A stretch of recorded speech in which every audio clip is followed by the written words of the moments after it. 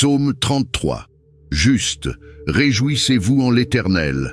La louange sied aux hommes droits. Célébrez l'Éternel avec la harpe, célébrez-le sur le luth à 10 cordes. Chantez-lui un cantique nouveau. Faites retentir vos instruments et vos voix.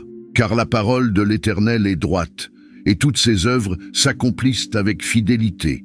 Il aime la justice et la droiture. La bonté de l'Éternel remplit la terre. Les cieux ont été faits par la parole de l'Éternel, et toute leur armée par le souffle de sa bouche. Il amasse comme un tas les eaux de la mer, il met dans des réservoirs les abîmes. Que toute la terre craigne l'Éternel, que tous les habitants du monde tremblent devant lui. Car il dit, et la chose arrive, il ordonne, et elle existe. L'Éternel renverse les desseins des nations, il anéantit les projets des peuples. Les desseins de l'Éternel subsistent à toujours, et les projets de son cœur, de génération en génération. Heureuse la nation dont l'Éternel est le Dieu, heureux le peuple qu'il choisit pour son héritage. L'Éternel regarde du haut des cieux, il voit tous les fils de l'homme.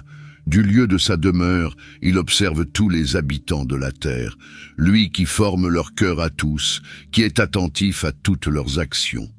Ce n'est pas une grande armée qui sauve le roi, ce n'est pas une grande force qui délivre le héros.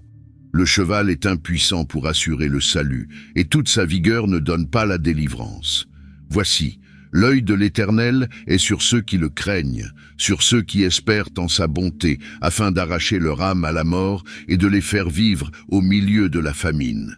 Notre âme espère en l'Éternel, il est notre secours et notre bouclier, car notre cœur met en lui sa joie, car nous avons confiance en son saint nom. Éternel, que ta grâce soit sur nous, comme nous espérons en toi.